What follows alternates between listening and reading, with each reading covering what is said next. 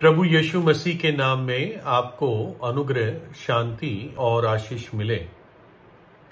America और Mexico के बीच में एक युद्ध हुआ था जिसको मैक्सिकन वॉर कहते हैं, मैक्सिकन युद्ध। और ये 1846 ईस्वी से लेकर 1848 ईस्वी, लगभग 2 वर्ष का ये युद्ध रहा।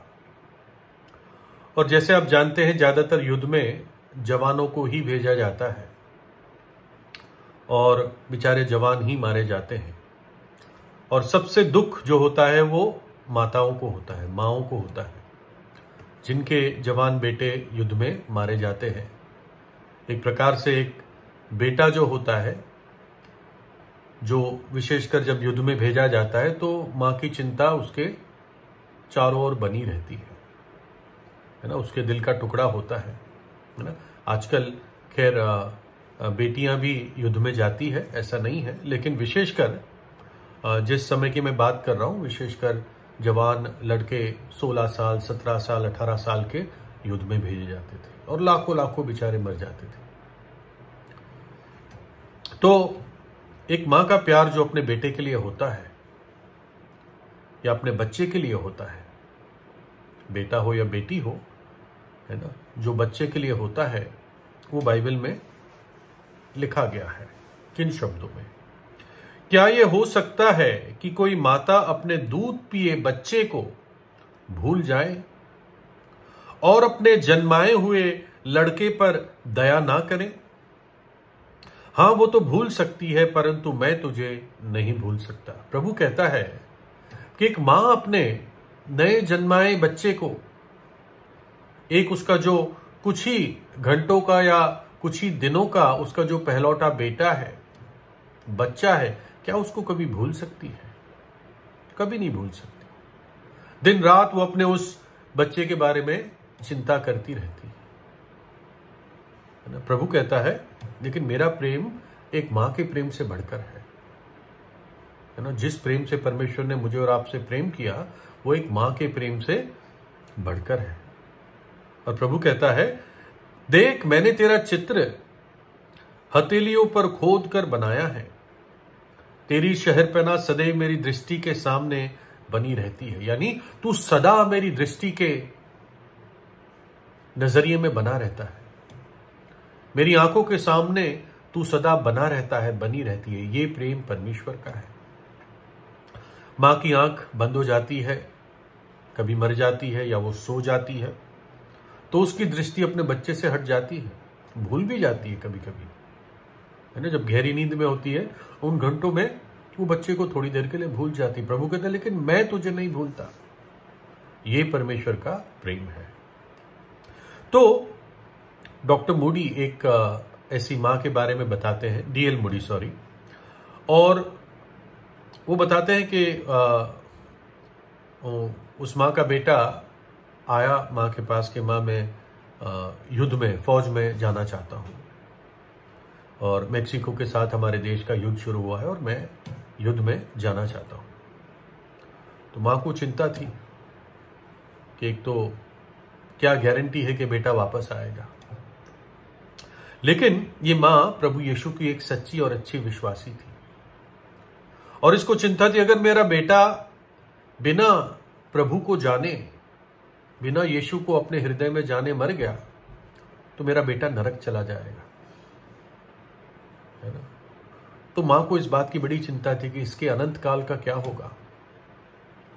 चाहे युद्ध में मारा भी जाए, इस दुख को तो मैं, इस घूंट को मैं पी लूंगी, लेकिन अनंत काल में नरक के लिए चला जाएगा, जहां पर रोना और दांतों का पीसना है, जहां की आग बुझती नहीं है, जहां का कीड़ा मरता नहीं है।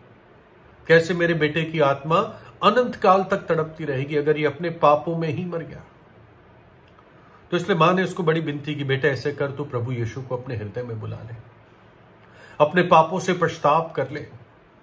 यीशु ने तेरे खातिर अपनी जान क्रूस पर दी और तीसरे दिन मृतकों में से जी उठा। बस सच्चा पश्चाताप करके प्रभु यीशु को अपने हृदय में बुला ले और फिर तो युद्ध में चला जा, कोई बात नहीं। लेकिन बेटे ने ये नहीं कि बेटा कोई बुरा बेटा था, लेकिन बेटे ने इस बात को कुछ गंभीरता से नहीं लिया। उसने सोचा अरे माँ तो बोलती रहती है और ये धर्म भरम की चीजें समझ नहीं आती। खैर माँ ने उसको एक बाइबल दी और कुछ विशेष हिस्से उसने अंडरलाइन किए, और जो एक खाली पन्ना आगे होता है या पीछे होता है उस पर कुछ रेफरेंसेस लिख दिए कि बेटे ये पढ़ना इन रेफरेंसेस को, और माँ ने उसको बाइबल दे दी। दूसरी चीज माँ ने दी कि देख बेटे, ये घड़ी तेरे पिता मुझे छोड़ गए थे जब वो मर गए, जब उनका देहांत हुआ, है ना।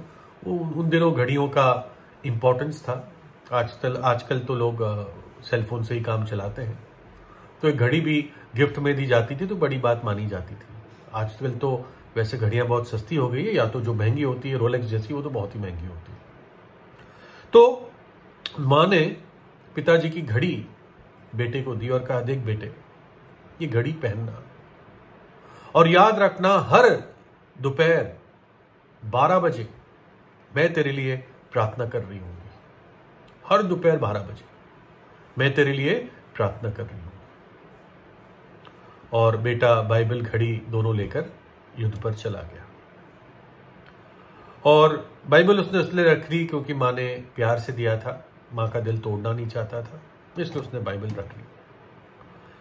बताता है वो अपने लेख में या गवाही में कि मैं मेक्सिको चला गया और पूरे युद्ध का समय वहां पर बिताया। मतलब युद्ध का समय शुरू हो गया था और करीब 4 महीने हो चुके थे, और एक दिन बड़ी लंबी मुझे यात्रा करनी थी, मतलब चल के जाना था, और एकदम मैंने अपनी घड़ी को देखा 4 महीने बाद और 12 बजे हुए थे ठीक।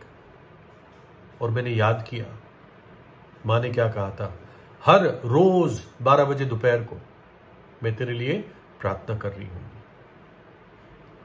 और इस जवान ने अपने कैप्टन से कहा कि मुझे थोड़ा समय अलग से चाहिए, कुछ मैं काम करना चाहता हूं।